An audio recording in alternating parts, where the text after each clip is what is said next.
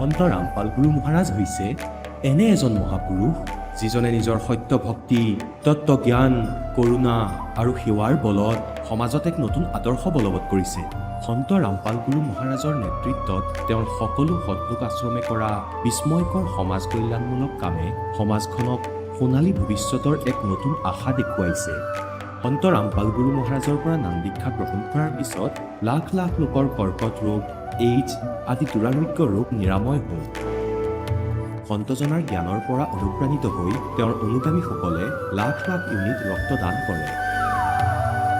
সন্তজনাই লাখ লাখ ভগ্নী কন্যাৰ যৌতুকমুক্ত বিয়াৰ আয়োজন কৰালে। সন্তজনাই লাখ লাখ মানুহক ড্ৰাগছ আসক্তিৰ পৰা মুক্ত কৰিলে। কোটি কোটি ধ্বংসপ্ৰাপ্ত পৰিয়াল শান্তিত লাগিল। সন্তজনাৰ আশ্ৰমত সমাৱেশৰ সময়ত বিনামূলীয়া চকুৰ চিকিৎসা আৰু দন্ত চিকিৎসাৰ ব্যৱস্থা কৰা হয়। সন্ত ৰামপাল গুৰু মহাৰাজৰ দ্বাৰা পৰিৱেশ সুৰক্ষাৰ উদ্দেশ্যে সময়ে সময়ে বৃহৎ পৰিসৰত বৃক্ষৰোপণ কৰা হয়। সন্তজনাই আৰ্তজনক তাৎক্ষণিক সকাহ দিবলৈ এম্বুলেন্স সেৱা আৰম্ভ কৰিছিল। সন্তজনাই তেওঁৰ অনুগামীসকলক তেওঁলোকৰ শৰীৰ দান কৰিবলৈ অনুপ্ৰাণিত কৰে, যাতে মানৱতাৰ সেৱা আৰু চিকিৎসা ক্ষেত্ৰত উন্নতি কৰিব পৰা যায়। সন্ত ৰামপাল গুৰু মহাৰাজৰ সকলো আশ্ৰমত প্ৰতিদিনে বিনামূলীয়া ধৰ্মভোজৰ আয়োজন কৰা হয়, য'ত প্ৰতিবাৰেই প্ৰতিটো জাতি, প্ৰতিটো ধৰ্মৰ মানুহে একেলগে বহি ভোজন কৰে।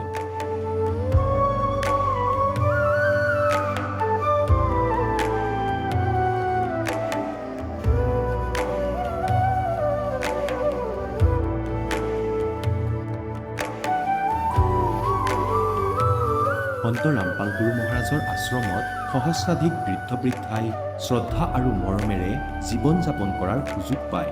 তেওঁলোকৰ থকা খোৱাৰ আৰু স্বাস্থ্যৰ সম্পূৰ্ণ দায়িত্ব সন্ত ৰামপাল গুৰু মহাৰাজে বহন কৰে। অনাথ শিশুৰ বাবে সন্ত ৰামপাল গুৰু মহাৰাজৰ সকলো আশ্ৰম বিশেষ বৰদানতকৈ কম নহয়, য'ত তেওঁলোকক শিক্ষা, সংস্কাৰ আৰু ভৱিষ্যতৰ বাবে উন্নত সুবিধা প্ৰদান কৰা হয়।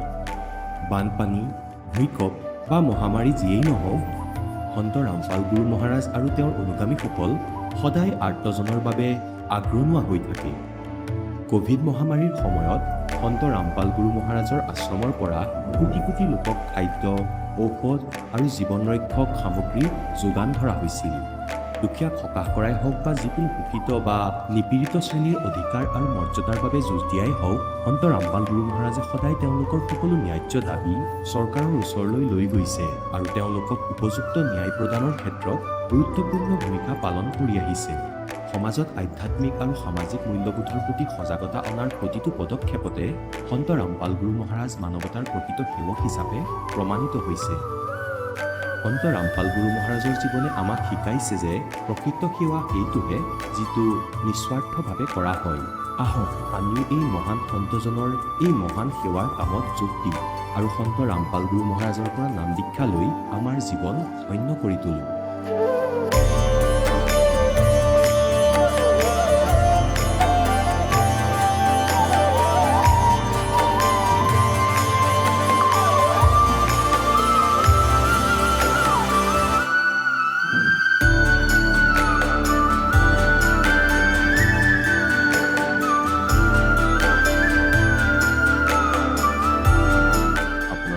পৰিয়ালৰ সৈতে সৎলোক আশ্ৰমলৈ আন্তৰিকতাৰে আমন্ত্ৰণ জনোৱা হয়।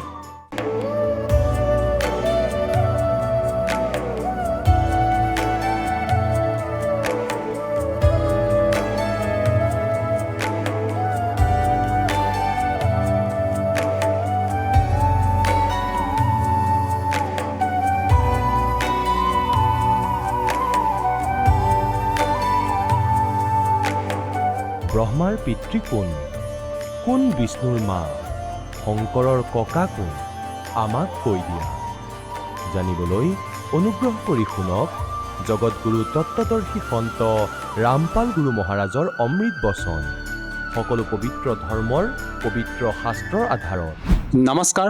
নমস্কাৰ ছাৰ। কি নাম আপোনাৰ? মোৰ নাম পূৰবী ডেকা। আপুনি ক'ৰ পৰা আহিছে? মই বাক্সা ডিষ্ট্ৰিক্ট গুৰেশ্বৰৰ পৰা আহিছোঁ। আপুনি সন্ত ৰামপাল গুৰু মহাৰাজৰ পৰা নাম দীক্ষা কেতিয়া লৈছিল? মই 2022 চনৰ নৱেম্বৰ মাহত লৈছিলোঁ। আৰু সন্ত ৰামপাল গুৰু মহাৰাজৰ পৰা নাম দীক্ষা লোৱাৰ আগতে আপুনি কেনেধৰণৰ সাধনা কৰিছিল? সচৰাচৰ যিটো আমাৰ পূজা পাতল চলি থাকে, আপোনাৰ শিৱ পূজা, দুৰ্গা দেৱীক মই পূজা কৰিছিলোঁ আৰু ব্ৰত ৰাখিছিলোঁ। আৰু শিৱ পূজা আপোনাৰ ধৰক সোমবাৰটোত মই প্ৰতি সোমবাৰে গাখীৰ ঢালিব গৈছিলোঁ। আপুনি জনালে যে আপুনি আপোনাৰ হিন্দু সমাজত প্ৰচলিত পৰম্পৰা হিচাপে ব্ৰত ৰাখিছিলে, লগতে আপুনি শিৱ মন্দিৰত গৈ শিৱ লিংগত গৈ আপুনি গাখীৰ ঢালিছিল। এনেধৰণৰ সাধনা কৰি থকা স্বত্তেও আপুনি সন্ত ৰামপাল গুৰু মহাৰাজৰ শৰণলৈ কিয় আহিব লগা হ'ল? হয়, মই একচুৱেলি সেই আগত যিখিনি পূজা পাতল কৰি আছিলোঁ তাৰ পৰা একো লাভ পোৱা নাছিলোঁ, আৰু সেইটো কাৰণে মই সন্ত ৰামপাল মহাৰাজী গুৰুজীৰ চৰণত আহিব লগা হ'ল। বৰ্তমান যি আপুনি সন্ত ৰামপাল গুৰু মহাৰাজৰ শৰণত আহি ভক্তি সাধনা কৰি আছে, ইয়াৰ দ্বাৰা আপুনি কেনেধৰণৰ লাভ পাইছে? হয়, ইয়াৰ দ্বাৰা লাভ বুলি ক'লে বহুতখিনি লাভ পাইছোঁ। তাৰে ভিতৰত মোৰ ডাঙৰ লাভ দুটা। আপোনাৰ প্ৰথম কথা হ'ল, মোৰ দাঁতৰ অপাৰেশ্যন হ'ব লগা আছিল, আৰু য'ত নেকি আপোনাৰ অপাৰেশ্যন নোহোৱাকৈ মোৰ ভাল হৈ গ'ল। আপোনাৰ সেইটো এটা লাভ। আৰু বিশেষকৈ মই মানসিক অশান্তি, মানে মানসিক ৰোগী বুলি ক'লেও ভুল নহয়, মই মানসিক ৰোগত অলপ ভুগি আছিলোঁ। তো মানুহৰ কিছুমান টৰ্চাৰ শুনি মানে ডিপ্ৰেশ্যনত আহি গৈছিলোঁ। তো সেইটো কাৰণে মানে সেইবোৰৰ পৰা মই বহুতখিনি মুক্তি হৈছোঁ এতিয়া। আপুনি ক'লে আপুনি দাঁতৰ যি অপাৰেশ্যন হ'ব লগা আছিলে, আপুনি সন্ত ৰামপাল গুৰু মহাৰাজৰ পৰা নাম দীক্ষা লোৱাৰ পিছতে আপোনাৰ সেই বেমাৰৰ পৰা মানে আপুনি পৰিত্ৰাণ পালে। এইটো কেনেকৈ সম্ভৱ? এজন সন্তৰ পৰা নাম দীক্ষা লোৱাৰ পিছতে আপুনি এনেকুৱা ৰোগৰ পৰা মানে আপুনি আৰোগ্য লাভ কৰিছে কোনো চিকিৎসা নকৰাকৈ, এইটো কেনেকৈ সম্ভৱ? আচলতে আপুনি কিবা ঔষধ কিবা হয়তো আপুনি খাইছিল নে এনেই ঠিক হৈ গৈছে? নাই, আমাৰ গুৰুজী সন্ত ৰামপাল মহাৰাজী চৰণত আহিলে কোনো এনেকুৱা ঔষধৰ ব্যৱস্থা নাই। আপোনাৰ আমাৰ যিটো আধ্যাত্মিক জ্ঞানৰ জৰিয়তে আমাক যিটো ভক্তি কৰিবলৈ দিয়ে, সেই ভক্তিৰ জৰিয়তে আমি সৎ ভক্তি যদি কৰোঁ, তেতিয়াহ'লে নিশ্চয় আমি লাভ হ'বই। আমাৰ যিকোনো বেমাৰ হওক, যিমান ডাঙৰ বেমাৰ হওক, যিমানেই প্ৰব্লেম নহওক, আৰ্থিক অনাটনৰ পৰা সকলোখিনিৰ পৰা মুক্তি পাব পাৰি। আৰু অন্য কিবা আপুনি লাভ পাইছেনে ইয়াৰ বাহিৰেও? ইয়াৰ বাহিৰেও বহুতখিনি সৰু সুৰা বহুত তেনেকুৱা লাভ পাই আছোঁ। আৰু আপুনি আগতে যিবিলাক সাধনা কৰি আছিলে, সেই সাধনাবিলাকৰ দ্বাৰা আপোনাৰ কোনো লাভ হোৱা নাছিলে। আপুনি বৰ্তমান সন্ত ৰামপাল গুৰু মহাৰাজৰ পৰা নাম দীক্ষা লোৱাৰ পিছতে এনেধৰণৰ লাভ পাইছে আপুনি বিভিন্ন ধৰণৰ। পূৰবী মহাশয়া, আমি আৰু এষাৰ কথা জানিব বিচাৰিম, যিহেতু আপোনালোকৰ ভক্তসকলৰ যেতিয়া আমি অনুভৱ চাওঁ, তেওঁলোকে নিজৰ লগতে পাৰিবাৰিকো বহু উপকাৰ পোৱা বুলি এবাৰ নিজৰ মত ব্যক্ত কৰে। আপুনি পাৰিবাৰিক তেনেকুৱা লাভ পাইছেনে সন্ত ৰামপাল গুৰু মহাৰাজৰ পৰা? হয়, মই বহুতখিনি লাভ পাইছোঁ। আৰু বিশেষকৈ মোৰ মানুহজনৰ ইমান ডাঙৰ চিৰিয়াছ হৈ গৈছিলে, তেওঁ মানে চিৰিয়াছৰ য'ত নেকি আপোনাৰ বাচাৰ কোনো আশা নাছিল, এটা ছাইড পেৰেলাইজ হৈ গৈছিলে। তো গুৰুজীৰ চৰণত অহাৰ পিছত তেওঁৰ গোটেইখিনি মানে সম্পূৰ্ণৰূপে তেওঁ সুস্থ হৈছিলে। আপোনাৰ নাম নোলোৱাৰ আগতে, আমাৰ সন্ত ৰামপাল মহাৰাজী গুৰুজীৰ চৰণত নহাৰ আগত মানুহজনে তেওঁ আগতেই গুৰুজীৰ জ্ঞানটো পাইছিলে। তেওঁ প্ৰতিবাৰে ভাবে যে মই এইবাৰ নাম ল'ম, কিন্তু তেওঁ নাম ল'ব পৰা নাছিলে। তো তেনেকুৱাত হয়তো পিতাই তেওঁৰ চৰণত অনাৰ কাৰণে কিজানি দয়া কৰিছিলে। সেইটো কাৰণে তেওঁ মানে এনেকুৱা হৈছিল, তেওঁ দুপৰীয়া টাইমত ঘৰত শুই আছিলে, শুই থকাত হঠাৎ তেওঁ এনেকৈ উঠি দিওঁতে এটা ছাইড গোটেইখিনি পেৰেলাইজ হৈ গৈছিল তেওঁৰ। তো সেইদিনাখন বহুতখিনি হাহাকাৰ লাগিছিলে। আৰু তেতিয়ালৈকে মোৰ কিন্তু সন্ত ৰামপাল মহাৰাজী গুৰুজীৰ কোনো জ্ঞানটো পোৱা নাছিলোঁ, কিন্তু মোৰ মানুহজনে গোটেইখিনি জ্ঞান পোৱাৰ পিছতো তেওঁ যেতিয়া নাম লোৱা নাছিল। তো তাৰপিছত তেনেকৈ যেতিয়া হাহাকাৰ লাগিলে, যে মোক ফোন কৰিলে যে মোৰ এনেকুৱা তেনেকুৱা হৈছে, মেডিকেল নিব লাগে। তো ইমাৰ্জেঞ্চি আপোনাৰ GNRCত ভৰ্তি কৰোৱা হ'ল। কৰাৰ পিছত তেওঁ গোটেইখিনি ট্ৰিটমেণ্ট ইমানখিনি ট্ৰিটমেণ্ট কৰাৰ পিছতো তেওঁৰ একো বেমাৰেই নোলাল। কিন্তু মোৰ মানুহজনে তেতিয়াই নাম লৈছিলে, আমাৰ পৰমপিতা পৰমেশ্বৰৰ নাম লৈছিলে। যে পৰমপিতা পৰমেশ্বৰ কাৰ কথা কৈছে? হয়, আমাৰ যিজন ভগৱান কবীৰ চাহেব, তেখেতৰ কথা কৈছোঁ। তেওঁৰ নাম লৈ কৈছিল যে পিতা, মই এইবাৰ আপোনাৰ চৰণত আহিমেই, যেনেকৈ নহওক এইবাৰ মোক যেনেকৈ নহওক আপুনি ভাল কৰি দিয়ক। তেওঁ মানে আহি থাকোঁতে নাম লৈ আহিছিল গুৰুজীৰ। তো তেনেকৈ যেতিয়া হস্পিটেল পোৱাৰ পিছত তেওঁক বহুতখিনি ECG কিবা কিবি বহুত ধৰণৰ মানে চেকআপ কৰোৱাৰ পিছতো একো বেমাৰেই নোলাল। আনকি আপোনাৰ গেষ্ট্ৰিকৰ প্ৰব্লেমো এটা নোলাল বুলি ক'লে। তো আমি আচৰিত হৈছোঁ যে এইটো কেনেকুৱা হ'ব পাৰে, যে ইমান মানুহজনে এটা ছাইড সম্পূৰ্ণৰূপে মৰি গৈছে, য'ত নেকি আপোনাৰ একো কৰিব পৰা নাই, সেইটো কেনেকৈ সম্ভৱ হ'ব পাৰে। তো তেতিয়া মোক মানুহজনে কৈছিলে যে মই বাৰে বাৰে ভুল কৰি আছোঁ, মোৰ পিতাৰ জ্ঞানখিনি, যে আমাৰ সন্ত ৰামপাল মহাৰাজৰ জ্ঞানখিনি হোৱাৰ পিছতো মই তেওঁৰ চৰণত আহিব পৰা নাই। তো সেইটো কাৰণে মানে মোৰ আজি ইমানখিনি প্ৰব্লেম হৈ গৈছে, তথাপিও মই এতিয়ালৈকে নাম ল'ব পৰা নাই তেনেকৈ কৈছিলে। তেতিয়া মই কৈছিলোঁ আপুনি যদি সেইটো ভাবি থৈছে তেতিয়াহ'লে আপুনি সন্তৰামপাল মহাৰাজজী গুৰুজীৰ চৰণত আহক সোনকালে, নিশ্চয় আপোনাৰ ভাল হ'ব। আৰু তেওঁৰ দয়াতে হয়তো আজি আপোনাৰ কিবা নহয় কিবা এটাতো বেমাৰ ওলাব লাগিছিলে, মানুহৰ শৰীৰতো কিবা নহয় কিবা এটা প্ৰব্লেম থাকে, কিন্তু আজি আপোনাৰ ইমানখিনি টকা খৰচা কৰাৰ পিছতো, ইমানখিনি চেকআপ কৰাৰ পিছতো আপোনাৰ একো বেমাৰেই নোলাল। তো লাষ্টত তেওঁক মানে আমি এনেকুৱা হৈ গ'ল, তেওঁক মেণ্টেল প্ৰব্লেম বুলিও ক'লে, মেণ্টেল ডক্টৰকো দেখুৱাব লগা হ'ল, কিন্তু তাতো মানে সেই একেখিনি ৰিজাল্ট যে একো নাই আপোনাৰ, কি কাৰণে হৈছে, কিন্তু তেওঁ ইফালে মানে আপোনাৰ এই চাইডটো লৰাব নোৱাৰে, একো গমেই নাপায়। তো তেনেকৈ তাৰপিছত যেতিয়া একো বেমাৰেই নোলাল, তাৰপিছত তেওঁ আকৌ পিতাৰ চৰণত আহিলে, অহাৰ পিছত তেওঁতো সম্পূৰ্ণৰূপে সুস্থ হ'ল।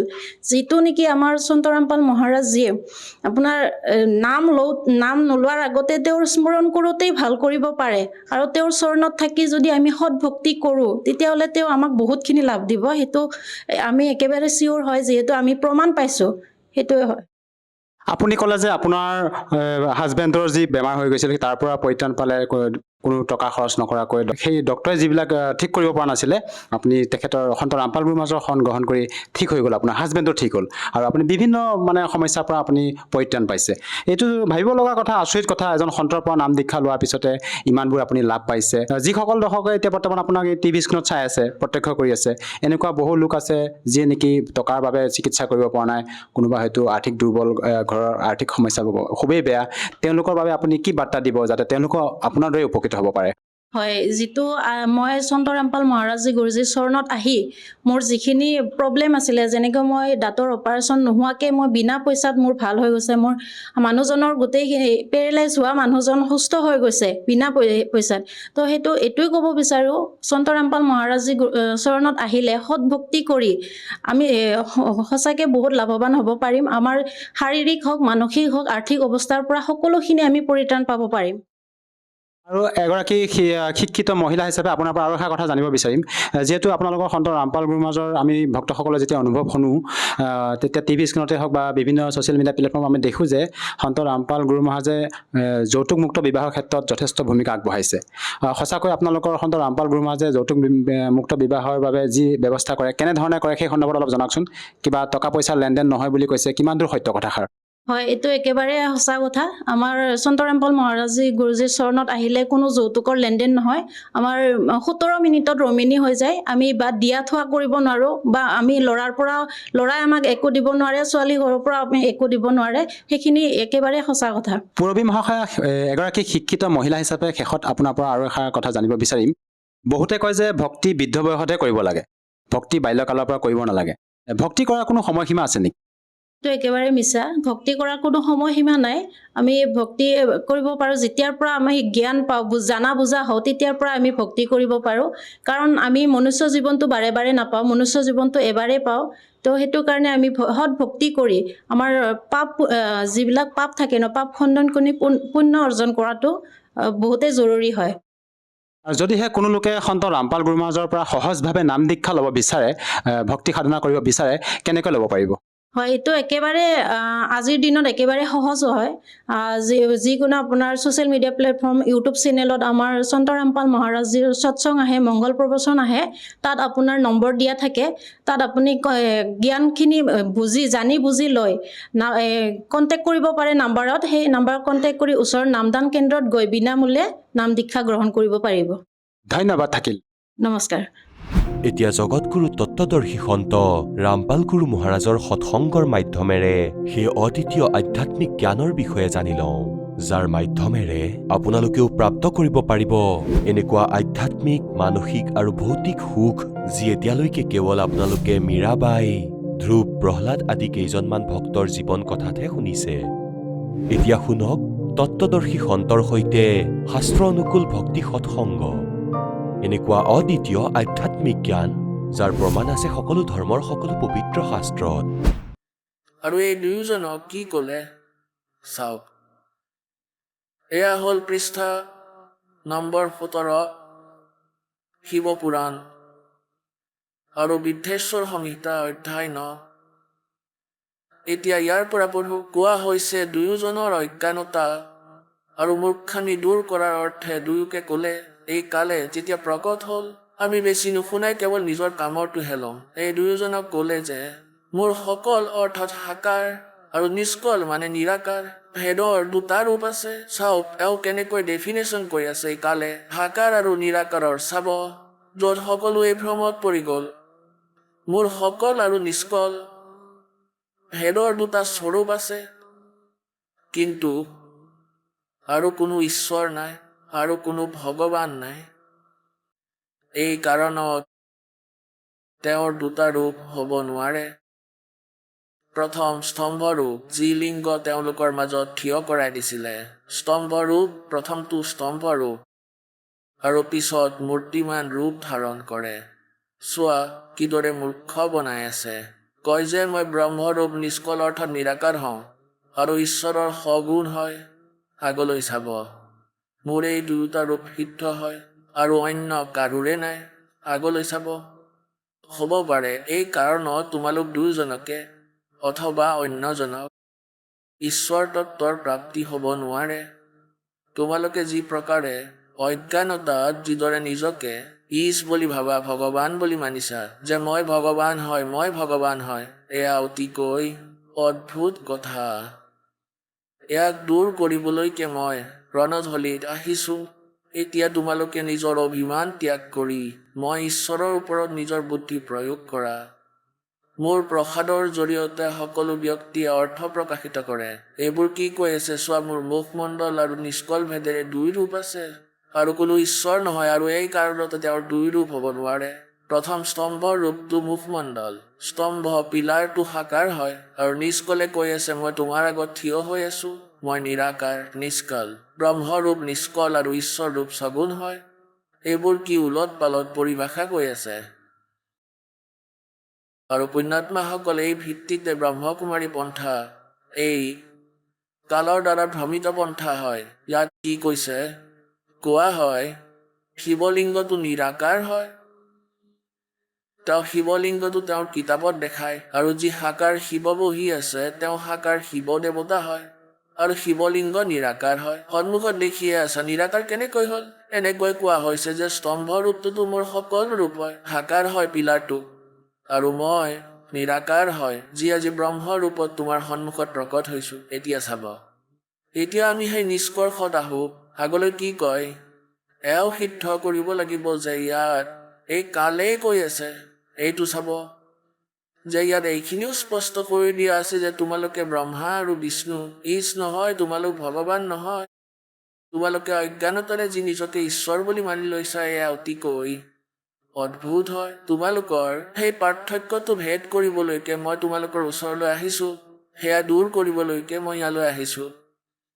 এতিয়া তুমি নিজৰ অভিমান ত্যাগ কৰি মই এই ঈশ্বৰত নিজৰ বুদ্ধি প্ৰয়োগ কৰা। মোৰ প্ৰসাদেৰে মানুহে সকলো অৰ্থ প্ৰকাশ কৰে। এতিয়া চাবা, ইয়াত কি কোৱা হৈছে যে মই পৰব্ৰহ্ম। ইয়াত একেবাৰে মিছা কথা কোৱা হৈছে। মই পৰব্ৰহ্ম হয় আৰু মোৰে অকল ৰূপ আছে।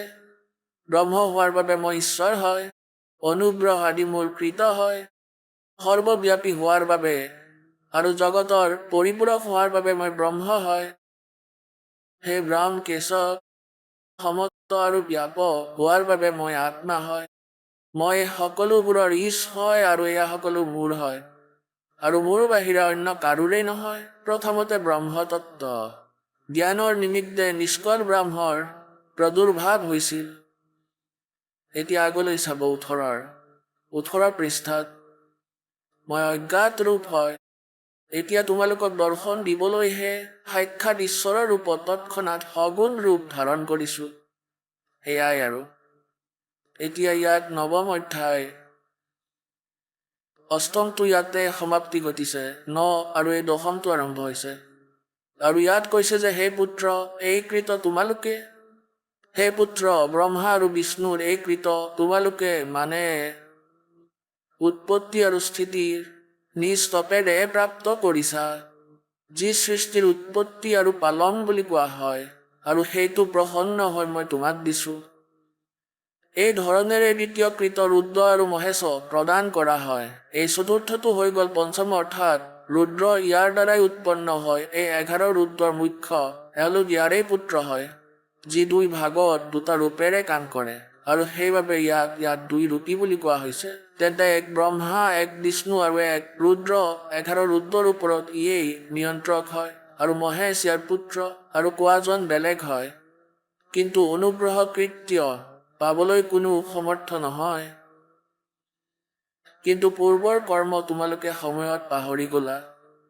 ৰুদ্ৰ আৰু মহেশে সেইবোৰ কৰ্ম পাহৰি যোৱা নাই। এতিয়া চাব,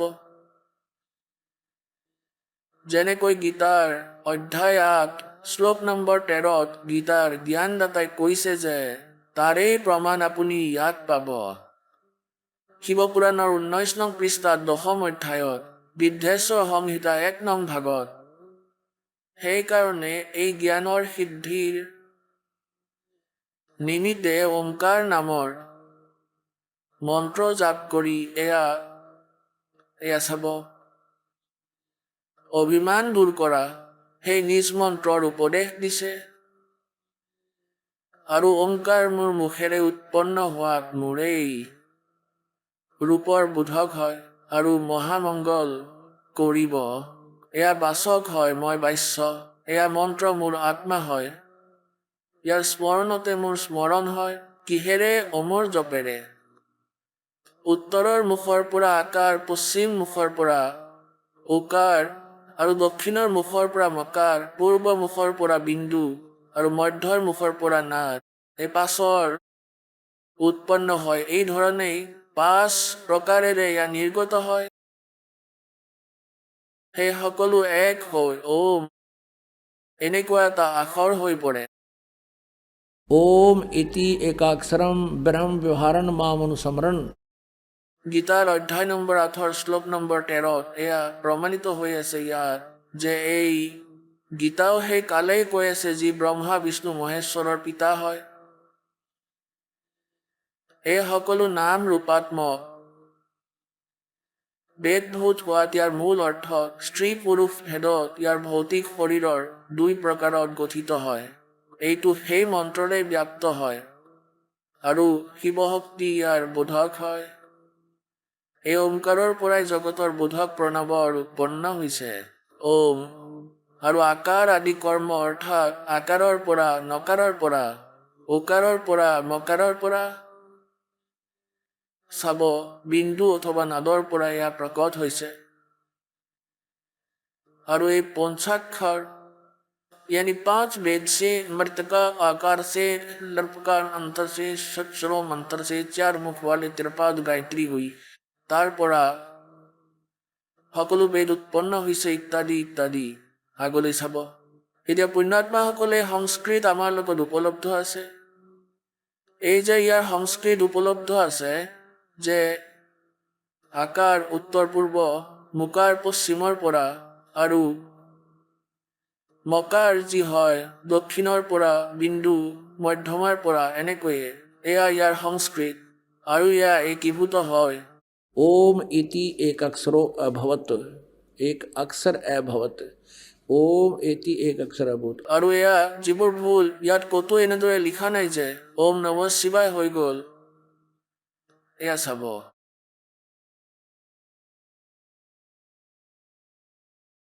ইয়াত ক'তোৱে এয়া লিখা নাই যে এয়া সংস্কৃত হয় যে ওম নম শিৱায় হৈ গ'ল। আৰু ইয়াত লিখিছে যে এই ধৰণৰ 5 আকাৰেৰে আপোনাক শুনাই দিছো। পুণ্যাত্মাসকল, এতিয়ালৈকে আমি বহুত অন্ধকাৰত আছিলোঁ আৰু এই অজ্ঞানীসকলে, এই নকল গুৰু ব্ৰাহ্মণসকলে, ঋষি মহৰ্ষিসকলে এই সদগ্ৰন্থৰ অনুবাদ কৰি দিছে হিন্দীত। আৰু হিন্দীত তেওঁলোকে অনুবাদ কৰা সময়ত নিজৰ অজ্ঞানতা প্ৰয়োগ কৰিছে আৰু ইয়াত অন্তৰ্ভুক্ত কৰিছে। আৰু সাধাৰণ সমাজেতো হিন্দী পঢ়িছে। হিন্দীত অনুবাদিত যিবোৰ তেওঁলোকে অনুবাদ কৰিছে সেইবোৰকে ফাইনেল বুলি মানি নিজৰ সাধনা আৰম্ভ কৰি দিছে। এতিয়া শিৱপুৰাণৰ অনুবাদকৰ্তাই গীতা প্ৰেছ গোৰখপুৰৰ পৰা প্ৰকাশিত ইয়াত নিজৰ চিন্তাধাৰাক মিশ্ৰণ কৰি এই 5 মন্ত্ৰৰে ওম নম শিৱায় হৈ গৈছে। ওম নম শিৱায় আৰু ইয়াৰ জপ কৰিবা। এয়া চাব, এয়াই ভ্ৰম উৎপন্ন কৰে। এয়া গীতা প্ৰেছ গোৰখপুৰৰ পৰা প্ৰকাশিত। সেই হনুমান প্ৰসাদ পদ্দাৰ ইয়াৰ সম্পাদক হয়। আৰু চাব ইয়াত, এতিয়া আমি তালৈকে আহোঁ 25 নং পৃষ্ঠাত। এতিয়া ইয়াত এয়াই সেই স্তম্ভ শিৱলিংগ বিষ্ণু আৰু ব্ৰহ্মাৰ মাজত। আৰু এয়া হ'ল বিদ্যেশ্বৰ সংহিতা। আৰু এয়া সংক্ষিপ্ত শিৱ পুৰাণৰ পৃষ্ঠা নং 24। এয়া 25। এতিয়া আমি ইয়ালৈকেতো আমি সংস্কৃততে পঢ়ি ল'লো। 25ৰ তলত ব্ৰহ্মা আৰু বিষ্ণুৱে সুধিছিলে যে সৃষ্টি আদি 5 কৃত্যৰ লক্ষণ কি হয়। এয়া আমাক দুয়োজনকে বুজাওক। এতিয়া এই কাল ভগৱানে শিৱৰ ওপৰত থিয় হৈ ক'লে, মোৰ কৰ্তব্যখিনিক বুজি পোৱাটো অত্যন্ত গম্ভীৰ হয়, তথাপি মই কৃপা কৰি তোমাক সেই বিষয়ত শুনাবলৈ গৈ আছো। এয়া চাব, এয়া 26 নং পৃষ্ঠাত। সেই পুত্ৰ, তোমালোক দুয়োজনে তপস্যাৰে প্ৰসন্ন কৰা। মই পৰমেশ্বৰৰ পৰা সৃষ্টি আৰু স্থিতি নামৰ 2 কৃত্য প্ৰাপ্ত কৰিছা।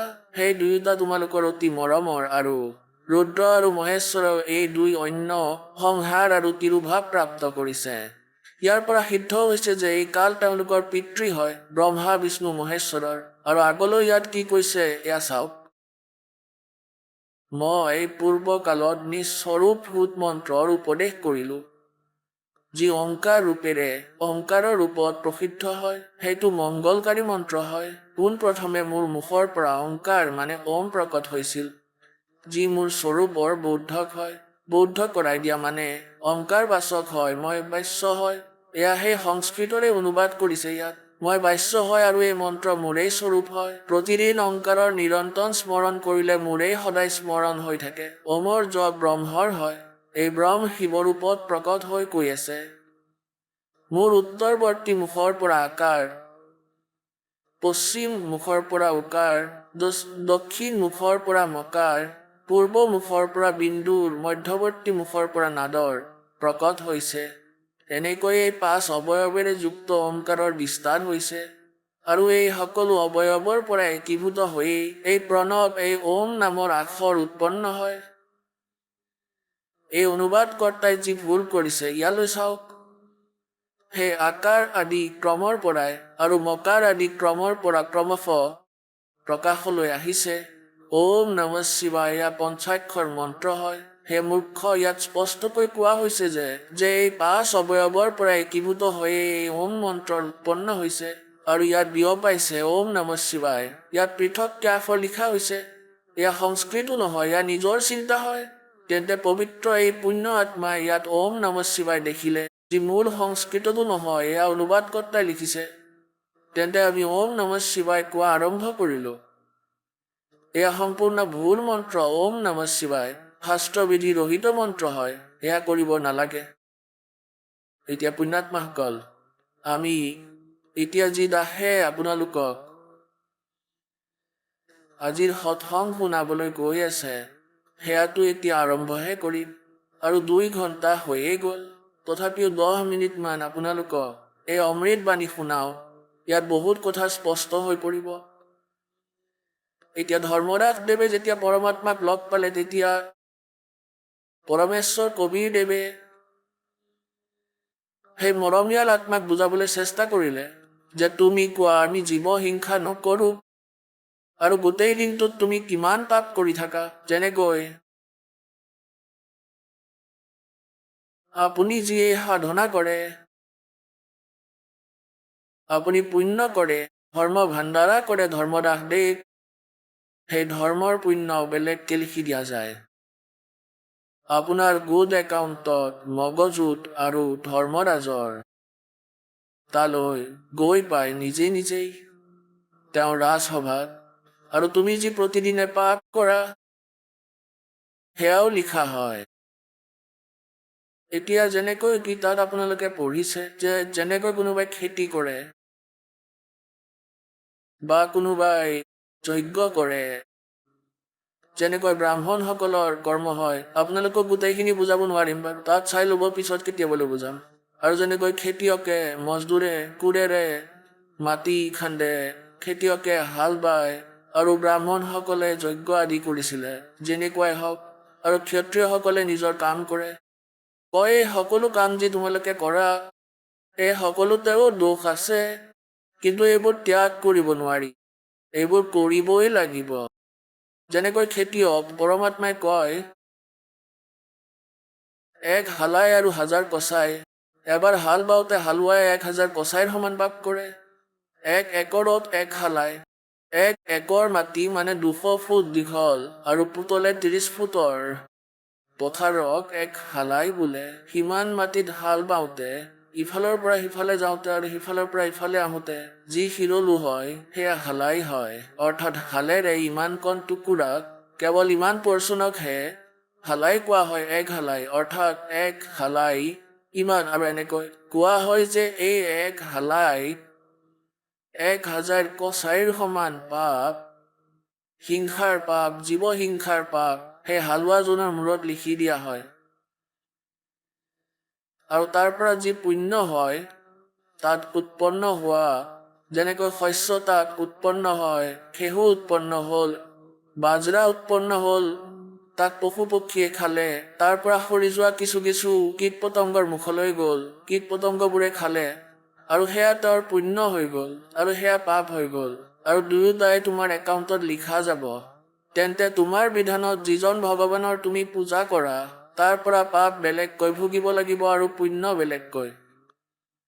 আৰু পৰমাত্মাই কয়, মোৰ যিসকলে সাধনা কৰিব আৰু মোৰ মাৰ্গদৰ্শনত চলিব তাৰে তোমাৰ পাপ নাশ হৈ যাব, কেৱল পুণ্যহে বাচি ৰ'ব।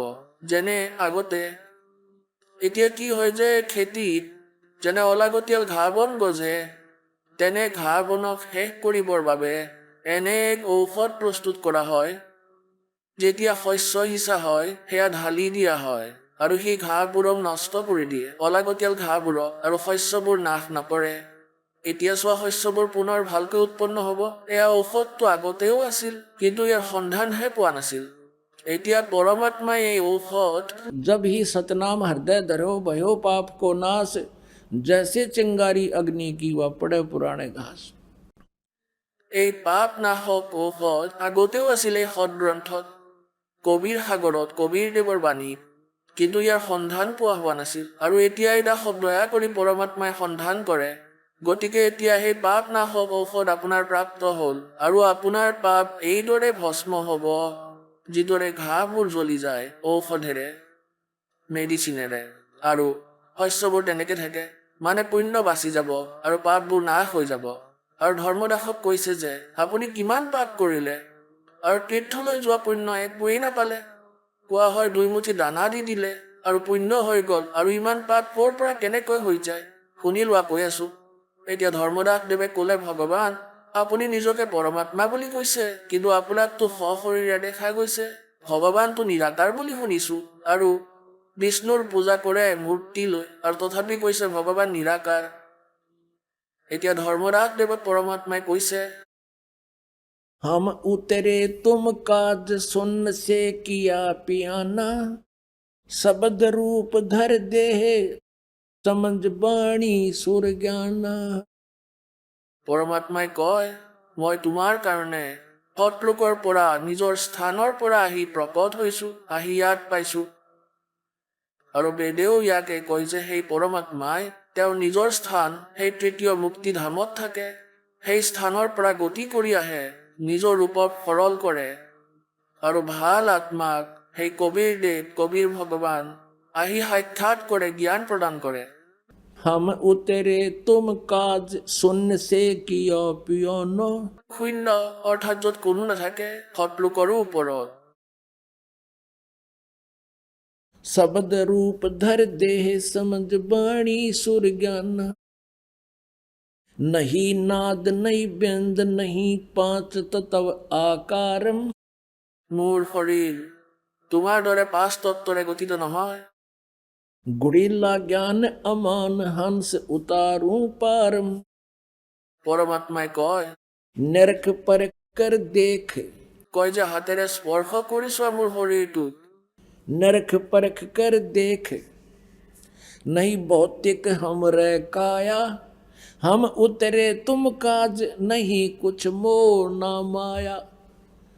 এতিয়া মোৰ শৰীৰটো চোৱা, একেবাৰে চালি জাৰি চোৱা, মোৰ এয়া ভৌতিক শৰীৰ নহয়, সাকাৰ হওঁ। এইদৰেই যজুৰ্বেদৰ অধ্যায় নং 40ৰ মন্ত্ৰ 8ত কোৱা হৈছে, सप्रियागात অৰ্থাৎ সকলোৰে আগত ৰূপ ধাৰণ কৰা পৰমাত্মা আৰু তেওঁ शुक्रम अकायम अबिंदम अवर्णम असनाविरम कवि मनीषी परिभू स्वयंभू व्यवधाता शाश्वती भय समाभय। তেওঁ কবিৰ পৰমেশ্বৰ কবিৰ, তেওঁ বিদ্যান ৰূপত প্ৰকট পৰমেশ্বৰ কবিৰদেৱ। তেওঁৰ শৰীৰ, তেওঁ কবিৰ পৰমেশ্বৰ হয়। তেওঁৰ শৰীৰ শুক্ৰমাকায়ম, মা দেউতাৰ যুগেৰে সৃষ্টি হোৱা বা শুক্ৰৰে বনোৱা শৰীৰ নহয়, আৰু নাৰী আদিৰ জোৰ জন্তাৰো তেওঁৰ শৰীৰত নাই। তেওঁ স্বয়ংভূ হয়, তেওঁ পৰিভূ হয়। এতিয়া ইয়াতে মূৰ্খবোৰে বেদৰ বিদ্বান বুলি নিজকে কোৱা সেই নকলিসকলে কয়, যজুৰ্বেদৰ অধ্যায় 40 নং শ্লোকত কোৱা হৈছে পৰমাত্মাই কয় মই অকায়ম হয়। তেন্তে স্বয়ংভূ বুলি কিয় ক'লে? সনাবিৰম বুলি কিয় ক'লে? শুক্ৰম অকায়ম বুলি কিয় ক'লে? তেন্তে এওঁলোক অজ্ঞানী হয়। कहते दिखत के तो नैन चश्मिन का फेरा मोतिया बंदरे। ইয়াত পৰমাত্মাই কৈছে निरख परख कर देख नहीं भौतिक हमरे काया, हम उतरे तुम काज नहीं कुछ मोह न माया। পৰমাত্মাই কয় गगन सुन में धाम है, ওপৰৰ সতলোকৰ শিখৰতহে মোৰ স্থান আছে।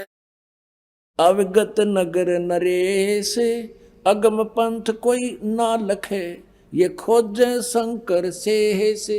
মোৰ যি স্থান আছে সেয়া শূন্য শিখৰতহে আছে, মোৰ ধাম সকলোতকৈ ওপৰত। अविगत नगर नरेश, তাত ৰজাৰ ৰূপত মই বিৰাজমান, ৰজাৰ সমান। যেনেকৈ ঋগ্বেদৰ মণ্ডল নং 9 সূক্ত নং 82 মন্ত্ৰ নং 1 কৈছে যে সেই পৰমাত্মা ৰজাৰ সমান দৰ্শনীয় হয় আৰু তাৰ পৰা গতি কৰি তললৈ আহে। परमात्मा कहा करते थे वेद हमारा भेद है, मैं मिलूं वेदन से नाही, जौन वेद से मैं मिलूं वो वेद जानते नाही। সেই বেদতেই কোৱা হৈছে সেই পৰমাত্মা ৰজাৰ দৰে কবিৰদেৱ হয় আৰু ওপৰত থাকে তৃতীয় মুক্তিধামত। আৰু এই পৰমাত্মাই কবিৰদেৱে 600 বছৰ আগতে নিজৰ মহিমাৰ কথা কৈ গৈছিল নিজৰ মৰমৰ আত্মাক। सोन गगन में हम बसे और पृथ्वी आसन थीर, धर्मदास धोखा दिला इब छाणो नीर और खीर। सुन गगन में हम बसे, সতলোকত সকলোতকৈ ওপৰত মই থাকো আৰু তোমাৰ সন্মুখত এয়া ইয়াতো বহি আছো। যেনেদৰে ৰামানন্দদেৱে সতলোকত পৰমাত্মাক দেখিলে আৰু নিজৰ সন্মুখতো দেখিলে। जब कहा था दो ठोर है एक तू और भया एक से दो, रामानंद जी कहते हैं हम कारणे तुम उतरे हो मगजो। আমাৰ বাবে আহিছে পৰমাত্মা। তেন্তে ইয়াত পৰমাত্মা কবিৰদেৱে কয় যে ভাল মানুহ, যি সাধনা তুমি কৰি আছা ইয়াতো শাস্ত্ৰ বিৰোধী, আৰু তোমাৰ এই ভুল এই পাপ এনেদৰেই লিখা যাব, পুণ্য ইয়াততো একোৱেই নাই। কয় যে बोले जंद सुनो धर्मदासा, हमरे पिंड प्राण निश्वासा। মোৰ যি শৰীৰ, পিণ্ড মানে শৰীৰ, এয়া তোমাৰ দৰে শ্বাস আৰু নিশ্বাসৰ নহয়, এয়া শ্বাসহীন শৰীৰ হয়। যিদৰে যি টায়াৰ টিউব থাকে য'ত বায়ু সোমোৱা হয়, এটা এনেকুৱা টায়াৰ আছে য'ত বায়ু সোমাব লগা নহয়, যি একেবাৰে ৰবৰৰ দৰে বায়ু অবিহনেই চলে আৰু সেয়া অধিক দীৰ্ঘস্থায়ী হয়। তেন্তে ইয়াত কি কয়? বোলে জিন্দ ৰূপ, জীৱিত ৰূপতে পৰমাত্মা। बोले जंद सुनो धर्मदासा, हमरे पिंड प्राण निश्वासा। गर्भ योनि में हम नहीं आए, मादर पिदर ना जननी जाए। পৰমাত্মাই কয় যে মই গৰ্ভজনী, মই কোনো মাৰ দ্বাৰা উৎপন্ন হোৱা নহয়। शब्द स्वरूपी रूप हमारा, के दिखलावे आचार विचारा। তুমি কি হৈ বহি আছা? বৈষ্ণৱ সাধু হৈ ফুট চুট লগাই আৰু টিলিঙা বজাই আছা মূৰ্তিৰ সন্মুখত। কয় এইবোৰত একো নোপোৱা ভাই, আৰু শুনিলোৱা তুমি কিমান পাপ কৰা। कहते हैं सत्य ब्राह्मण की है हत्या, जो चौका तुम देवो नेता।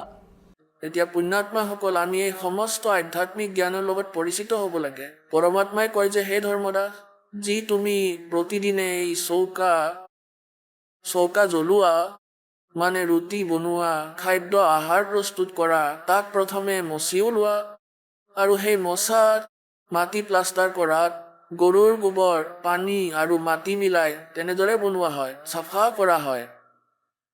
আৰু এই ৰুটি বনোৱাত, খানা বনোৱাত কোৱা হয় सत्य ब्राह्मण की है हत्या, जो चौका तुम देवो नित्या।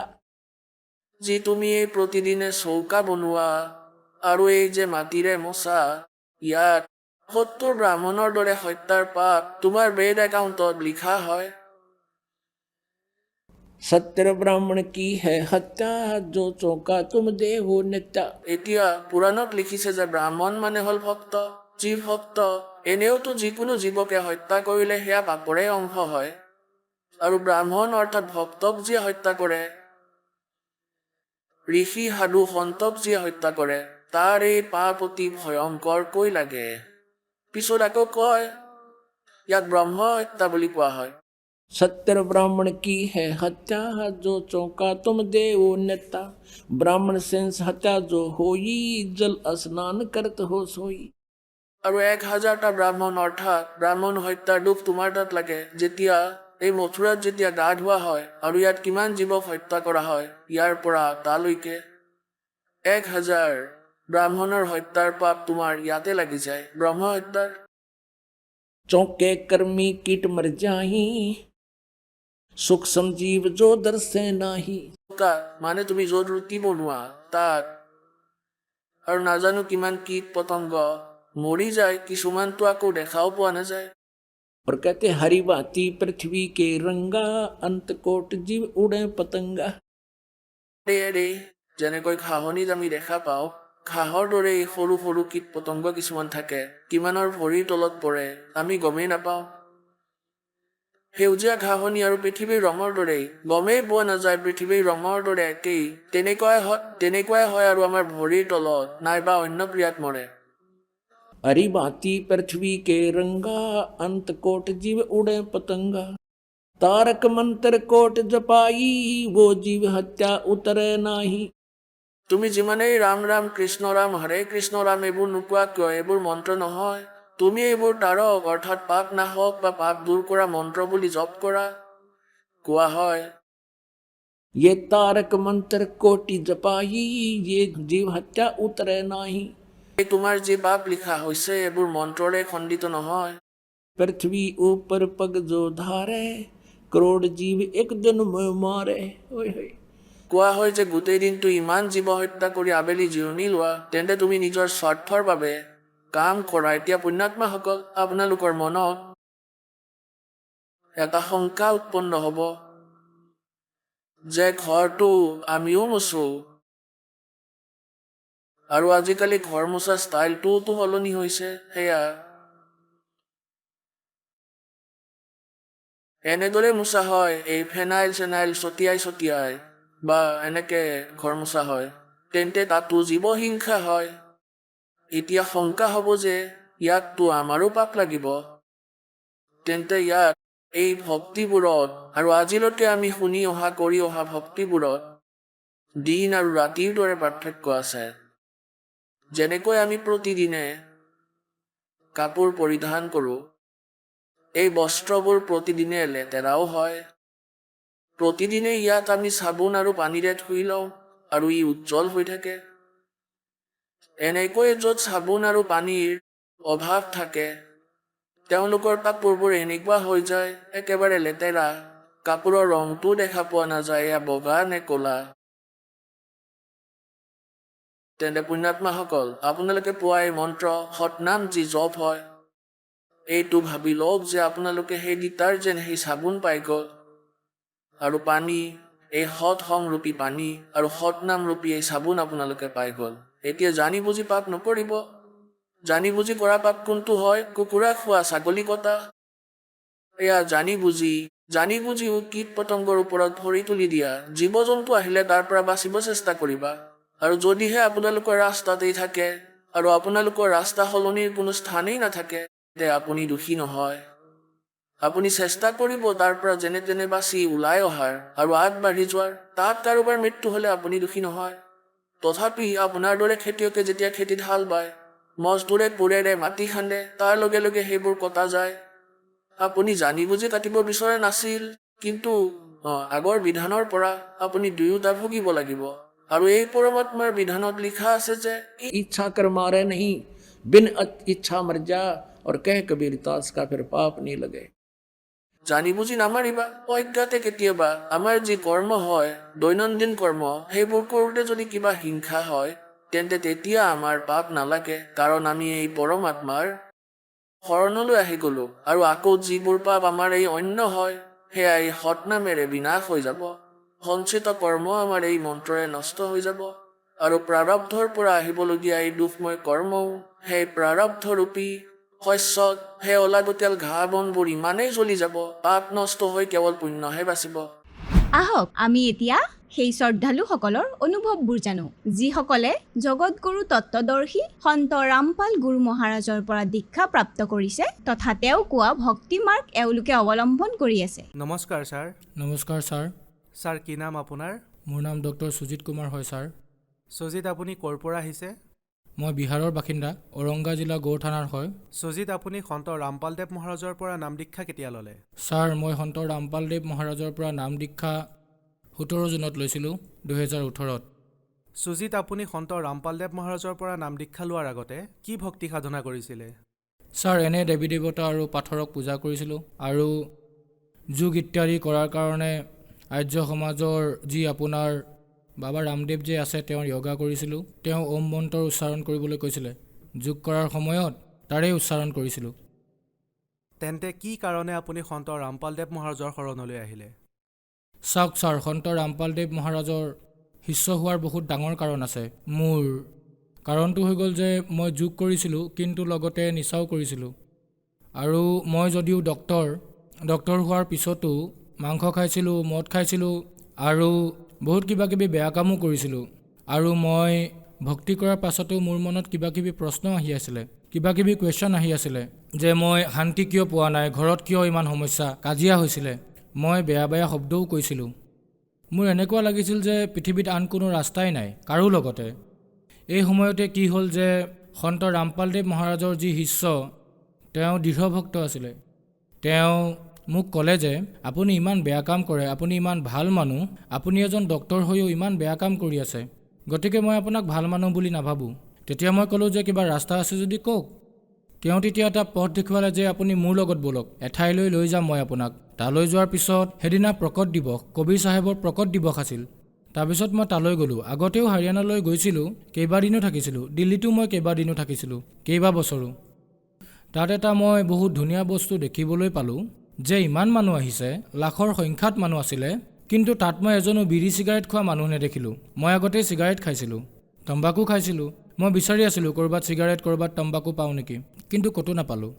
মই বহুত চিন্তাত পৰিছিলোঁ। মই ভাবিলোঁ যে ইমান মানুহ আছে আৰু বিশেষকৈ হাৰিয়ানা মানুহেতো হুক্কা খায়, ইয়াত বিড়ি চিগাৰেটো পোৱা নাই, নিশ্চয় এওঁলোকৰ মাজত কিবা কথা আছে।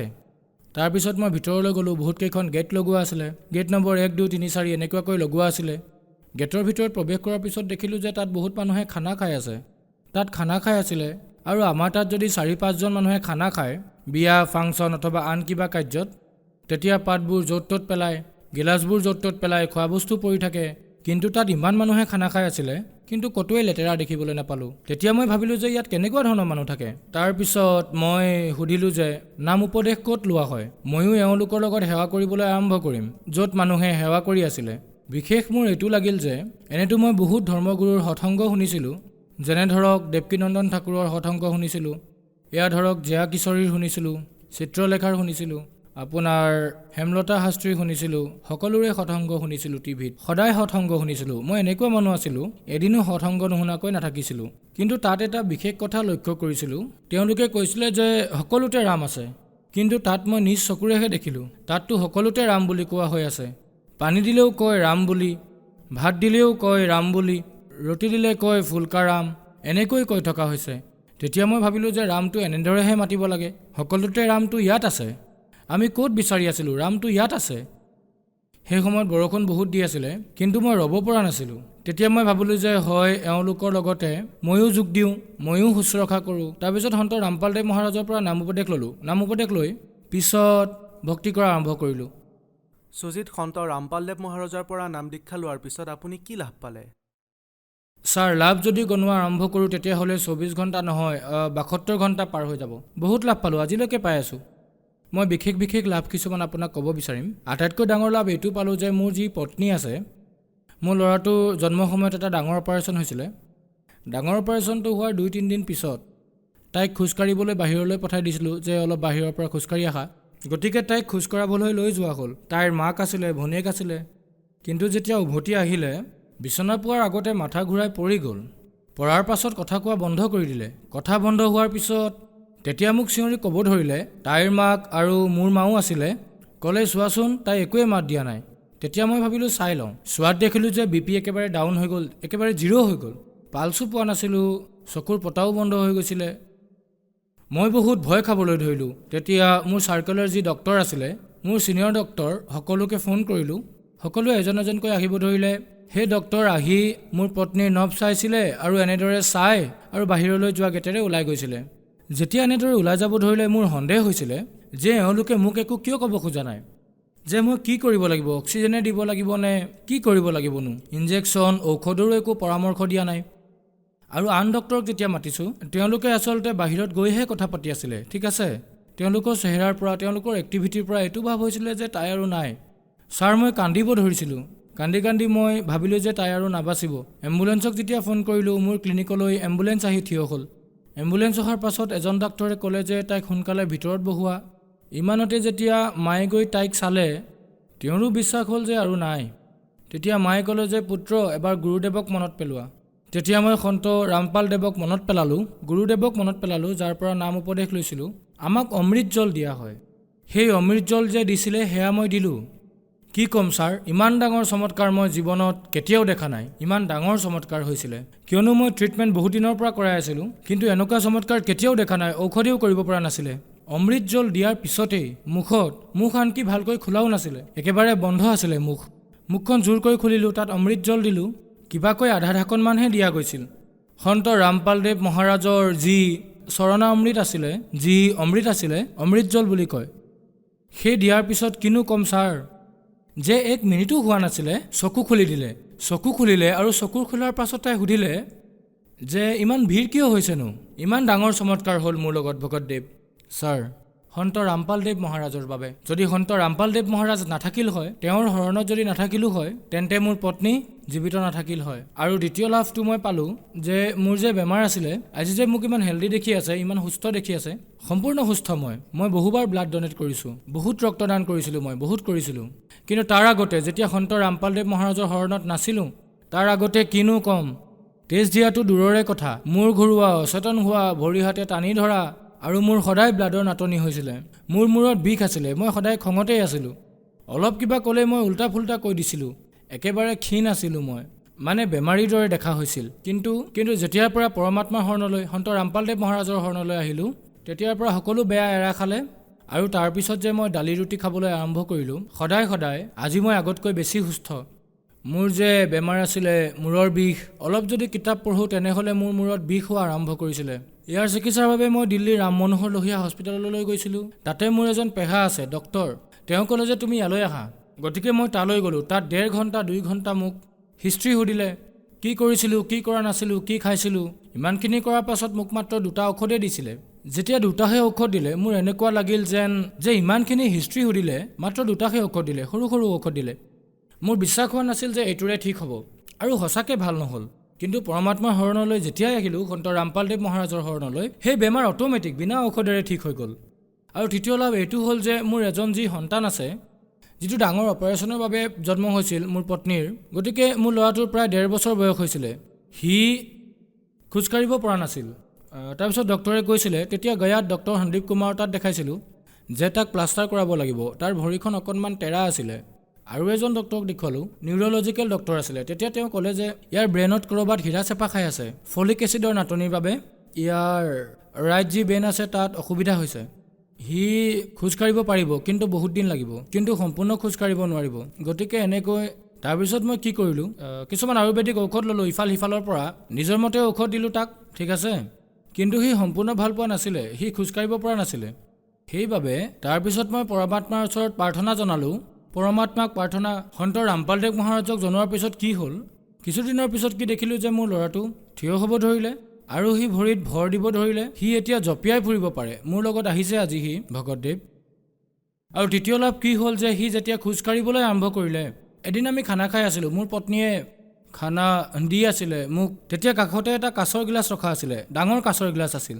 মোৰ ল'ৰাটোৱে খোজ কাঢ়ি কাঢ়ি গৈ আৰু সেই কাঁচৰ গিলাচটোত পৰিল। তেতিয়া কি হ'ল, সেই কাঁচৰ গিলাচটো ভাঙি গ'ল, একেবাৰে ভাঙি গ'ল। ভঙাৰ পিছত তাৰ পৰা 3টামান জোঙা কোণ ওলাই আছিল কাঁচৰ গিলাচটোৰ। প্ৰথমবাৰ যেতিয়া পৰিছিলে তেতিয়া ভাঙি গৈছিলে, যেতিয়া আকৌ এবাৰ পৰিলে তেতিয়া সেই কাঁচৰ গিলাচটোতে পৰিলে।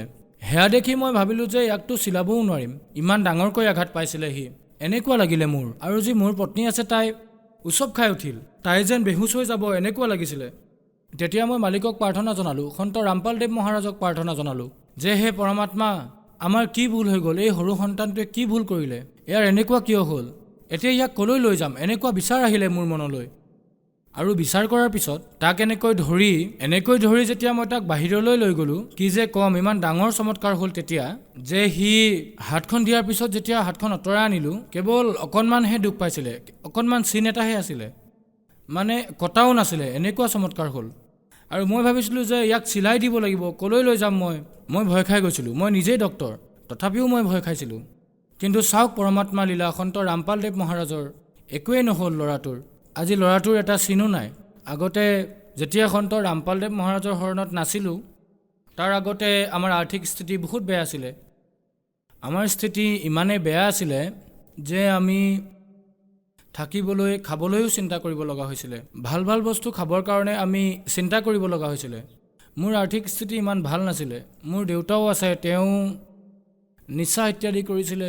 তেওঁ পিছত পৰমাত্মা সন্ত ৰামপালদেৱ মহাৰাজৰ শৰণলৈ আহিলে। তেওঁ এতিয়া সুস্থ, নিচা ইত্যাদি নকৰে। আগতে বহুত নিচা কৰিছিলে, তেওঁ নিচা কৰিছিলে, দেউতাও নিচা কৰিছিলে, আনকি ময়ো কৰিছিলোঁ। তেওঁ নিচাৰ বাবে গাঞ্জা খাইছিলে, মদ খাইছিলে, তম্বাকু খাইছিলে, ময়ো মদ খাইছিলোঁ। মইতো ভাং, মদ, ড্ৰাগছ সকলো খাইছিলোঁ বহুত, কাৰণ চহৰত আছিলোঁ। তাত মোৰ যি চাৰ্কেলৰ মানুহ আছিলে সিহঁতে বহুত বেছি নিচা কৰিছিলে। এইকাৰণে মোৰ আৰ্থিক স্থিতি ইমান বেয়া হৈ গৈছিলে, মোৰ শৰীৰো বেয়া হৈ গৈছিলে। আৰ্থিক স্থিতি ইমানেই বেয়া আছিলে যে মোৰ চাইকেলো নাছিলে যাবলৈ, এনেকুৱা হৈছিলে। ক'ৰবালৈ যাব লাগিলে টেম্পু, অটতহে গৈছিলোঁ। কিন্তু সন্ত ৰামপালদেৱ মহাৰাজৰ শৰণলৈ অহাৰ পিছত প্ৰথমতেতো ইমান ডাঙৰ লাভ হ'ল, যি নিচা কৰিছিলোঁ সেয়া সকলো দূৰ হ'ল। আৰু দূৰ হোৱাৰ বাবে লাহে লাহে মোৰ শৰীৰো সুস্থ হ'ব ধৰিলে। আৰু আজিৰ তাৰিখত পৰমাত্মাৰ দয়াত, সন্ত ৰামপালদেৱ মহাৰাজৰ দয়াত আজি মোৰ এখন নহয় দুখন ক্লিনিক আছে। আৰু আজি মালিকৰ দয়াত খোৱা লোৱা সকলো ভালদৰে চলি আছে। মোৰ ওচৰত বাইকো আছে আৰু মোৰ গোটেই পৰিয়াল ভালকৈ আছোঁ। আগতে বহুত কাজিয়া আছিলে, কাৰণ অভাৱ আছিলে, দৰিদ্ৰতাৰ কাৰণে বহুত কাজিয়া হৈছিলে। কেতিয়াবা উৎসৱ পাৰ্বণত কাপোৰ কিনিব পৰা নাছিলোঁ, এনেকুৱা বেয়া অৱস্থা আছিল মোৰ। কিন্তু মালিকৰ দয়াত সন্ত ৰামপালদেৱ মহাৰাজৰ শৰণলৈ যেতিয়াৰ পৰা আহিলোঁ তেতিয়াৰ পৰা সকলো ঠিক হ'ল। আৰু আগতে ধাৰো বহুত লৈ থৈছিলোঁ, সেয়াও অট'মেটিক লাহে লাহে কমি আজি প্ৰায় শেষেই হৈছে, নায়েই আৰু। আগতে বহুত সমস্যা আছিলে, ধাৰ লোৱা মানুহেও অশান্তি দিছিলে, কিন্তু বৰ্তমান কোনেও অশান্তি নিদিয়ে আৰু অট'মেটিক সকলো ঠিক হ'ব ধৰিছে। মই নিজেও নাজানো ইমানবিলাক ধাৰ মই ক'ৰ পৰা মাৰিব পাৰিলোঁ। সুজিত, আপুনি এজন ডক্তৰ, যি বেমাৰক মেডিকেল চায়েন্সে এনেকৈ কৈ দিয়ে যে এয়া ঠিক নহ'ব, কিন্তু সন্ত ৰামপালদেৱ মহাৰাজৰ শৰণলৈ যোৱাৰ পিছত সেই বেমাৰ ভাল হৈ যায়। গতিকে এয়া কেনেকৈ সম্ভৱ হৈ আছে? চাওক ছাৰ, সন্ত ৰামপালদেৱ মহাৰাজ সমগ্ৰ পৃথিৱীত, গোটেই ভাৰতত নহয় গোটেই পৃথিৱীত এনেকুৱা এজন সন্ত হয় যিয়ে শাস্ত্ৰৰ বিধিমতে সাধনাৰ কথা কয়। আৰু শাস্ত্ৰৰ বিধিৰ মতে সাধনা কৰাৰ বাবে লাভ হোৱাটো নিশ্চিতই। সেইবাবে মোৰো লাভ হ'ল আৰু সকলোৰে লাভ হ'ব। আৰু যিয়ে শাস্ত্ৰৰ বিধি ত্যাগ কৰি মনৰ মতে আচৰণ কৰে, গীতাটো কৈছে, তাৰ লাভ নহয়। যিহেতু শাস্ত্ৰৰ বিধিমতে সাধনা কৰিলে লাভ হয়, গতিকে মোৰো লাভ হৈছে আৰু আপোনালোকৰো হ'ব। গতিকে শাস্ত্ৰৰ বিধিমতে সাধনা কৰিলে কেঞ্চাৰ অথবা কেঞ্চাৰতকৈ ডাঙৰ বেমাৰো যদি থাকে সেয়াও ঠিক হৈ যায়, সন্ত ৰামপালদেৱ মহাৰাজৰ দয়াত। ছাৰ, যিসকল দৰ্শকে আপোনাক আজি টিভিত চাই আছে আৰু যদি তেওঁলোকেও আপোনাৰ দৰে যদি সন্ত ৰামপালদেৱ মহাৰাজৰ পৰা নাম দীক্ষা ল'ব বিচাৰে, তেন্তে কেনেকৈ ল'ব পাৰিব? টিভি চেনেলত সৎসংগ আহে। আগতেতো এটা দুটা টিভি চেনেলত সৎসংগ আহিছিলে, আজিকালিতো 12-13টা চেনেলত আহে। তাৰে তলত হালধীয়া শাৰী আহে। সেই হালধীয়া শাৰীত যদি আপুনি মিছ কল দিয়ে তেতিয়া সেই আশ্ৰমৰ পৰা ফোন আহে। তাৰ পাছত আপোনাৰ ওচৰত যি আশ্ৰম আছে য'ত নাম দীক্ষা দিয়া হয় তাৰে লোকেশ্যন আপোনাক কৈ দিয়া হ'ব, তালৈ গৈ আপুনি নাম দীক্ষা ল'ব পাৰে। ধন্যবাদ ছাৰ। সৎ চাহেব।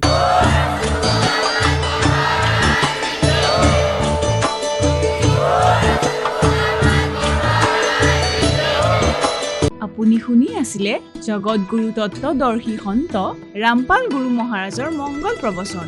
অধিক জানিবৰ বাবে ভিজিট কৰক www.jagatgururampalji.org। সন্ত ৰামপাল গুৰু মহাৰাজৰ শুভ আশীৰ্বাদত সমগ্ৰ বিশ্বতে 500তকৈ অধিক নাম দীক্ষা কেন্দ্ৰ আছে, য'ত সন্ত ৰামপাল গুৰু মহাৰাজৰ দ্বাৰা বিনামূলীয়াকৈ নাম দীক্ষা দি থকা হৈছে। আপোনাৰ ওচৰৰ নাম দীক্ষা কেন্দ্ৰৰ ঠিকনা জানিবলৈ সম্পৰ্ক কৰক 7082208528।